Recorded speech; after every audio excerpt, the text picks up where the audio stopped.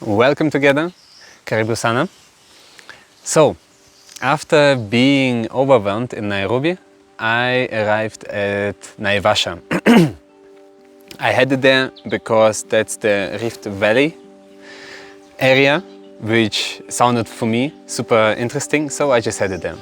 While I was trying to find an accommodation, a guest house, I got even more overwhelmed by the Africans and some Africans which try to get advantage, any possible advantage of a Muzungu, a white person. But thankfully I met Nacho and Mariana in Naivasha.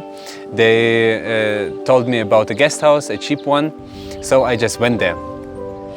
And I felt, because I was struggling a little bit, I wanted to do this journey alone, solo, but meeting Nacho and Mariana gave me a feeling as if, you could say, God sent me help. And I was like, okay, I want to accept this help.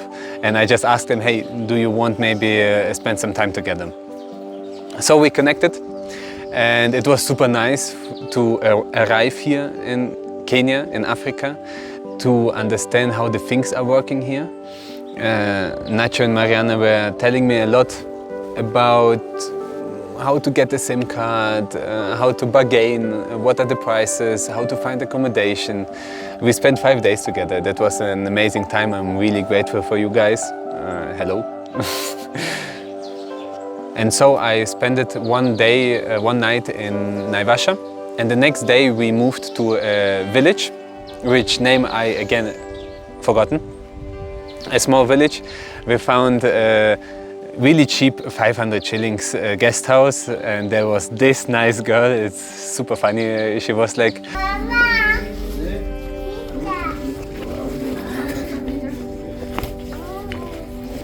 she was so friendly. She was so cute. It was just super nice. And then after finding the guest house and settling in there, we moved to the village just for a walk. And we decided to go into this cafe, and that was the best decision I think we made, because it created so many opportunities and experiences. That was super amazing. Like the first 5 days in Kenya were the most intense one, if I could say that, I don't know. And the first experience which happened in this cafe was that the mother of Lilian, Mama Tapita, she invited us to come in the morning and look how she is cooking mandazis, chapatis.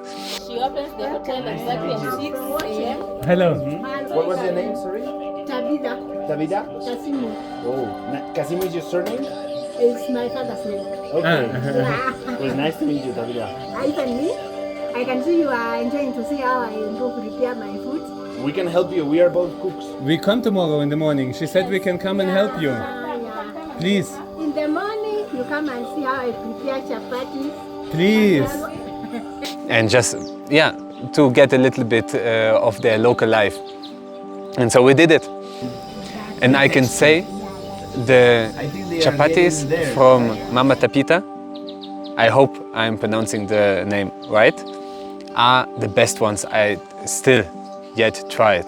Because, as you see in the video, she is not only like making a flatbread and toasting it, roasting it or frying it, she is cutting them, and she make a swirl like a cinnamon bun, and then she rolls it, and it creates like a lot of layers, and that's like just, I mean it. Just for this chapatis, if you go to Kenya, go to this place. And by the way, really the kids here in Africa, they're super funny. Like almost every kid, as soon as it sees me or us, it's like, Muzungu, Muzungu. And sometimes they come and just touching super carefully me, like my hand or my leg, and like, oh, I'm touching a Muzungu, a white person. Super funny, really. And after this village, we wanted to discover the place and look for a camp. And Lilian from the cafe, she helped us to settle in the YMCA Camp, which is super nice. On the way, we visited the school of her son, which was also a really nice experience because yeah, the kids are just super joyful. I mean, that's like a kindergarten in which we were, and they were just playing with us. They were super funny. Somewhere, how you could say it, they had a lot of energy. And Nacho was really entertaining them. He was like, he had a workout, you could say. And after the school, the kindergarten, we went for this camp, and they told us that at this camp the hippos are coming around 9 o'clock, sometimes out of the sea. The camp was basically like next to the sea. Not today. And we could see them. And the guy from the YMCA camp, the security guy, Isaac, he was so funny, such a nice storyteller. Isaac, I'm super sad that I wasn't able to tell you goodbye. I will come back and tell you that. And we really had an amazing experience with the hippos. But about this one I will tell in the next videos, because this is a video for itself. It was such a crazy experience. And that was just the 4th day in Kenya. And I was seeing hippos 2 meters close. Like my phone is on the same distance as a super huge hippo was standing and staring at me. Like, the story is super nice. We had so much fun. We were so much laughing, and our heart was pumping a lot. Yeah, and so we spent just a few days there in this village. Met people, talked with people. Ah, okay. Hakuna Makuma.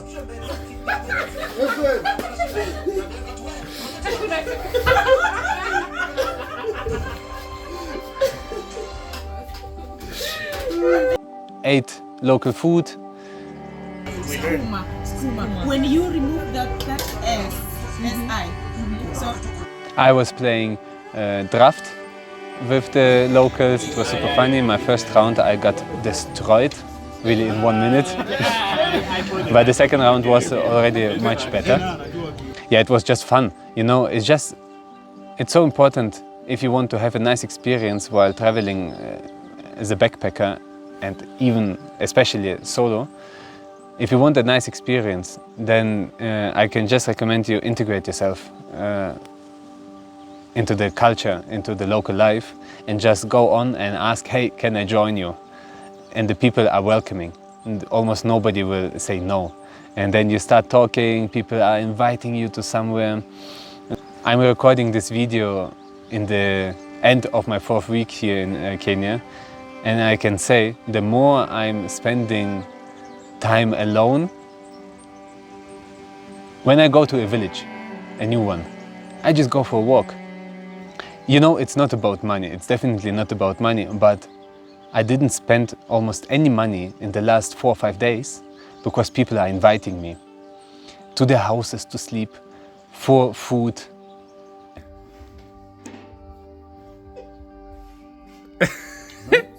This is tasty. This is super fun. Sweet. No, it's not sweet. It is tasty. Tasty. And it's not that I'm not trying to also pay or appreciate it and give them something as an exchange, you know, energetically at least. They're not accepting it. They are so welcoming. It's unbelievable. It's unbelievable. So nice. Such nice experiences here in Kenya. So after these days, we went back to Naivasha for 1 night, because there was this Grand Cafe, which has super nice food and affordable. I mean, anything is here affordable, but it's cheap. And that's also one good thing to know. There are restaurants which sell the same stuff for the double price, but the thing is, it doesn't make any sense to go there because they all have the same ingredients. So why pay more? Yeah, but this cafe was really nice. But before we did go to the cafe, we ate some mangoes. And I tell you, the mangoes here, I eat every day mangoes. Like, just amazing. Like, normally in the day, I only eat a big dinner. like where I really eat something. And before dinner, I just eat fruits, bananas, ananas, papayas, mangoes, avocados. Everything is so amazing here, and I feel so good. How are the mangoes? Like, look. Peeling itself.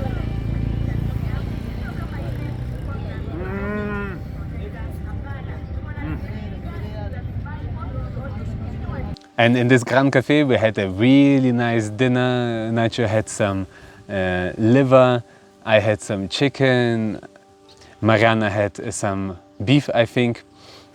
Nicely served, super hot, super fresh, everything is fresh. And the nice thing about Kenya, because we Western people, we think they don't have fridges, so everything is contaminated, everything is not fresh. But when we went to the cafe of Liliane and Tapita, she told us, we don't have fridges, so everything is fresh. And then I realized like how distorted our prejudice are about Africa, like, and the food is here really fresh. They make, every morning they make fresh food. They don't have food from yesterday. The food from yesterday they give to chickens and goats. So that's an amazing future of Africa. They live so much more healthy, but this is also another topic in the video. Yeah, and so in Naivasha we separated. Nacho and Mariana went for Nairobi and for the coastline, and I moved on to Lake Elementaita, which I will tell in the next episode of my solo backpacking Africa travel. That's it. Kwaheri, Yakwanana. See you later.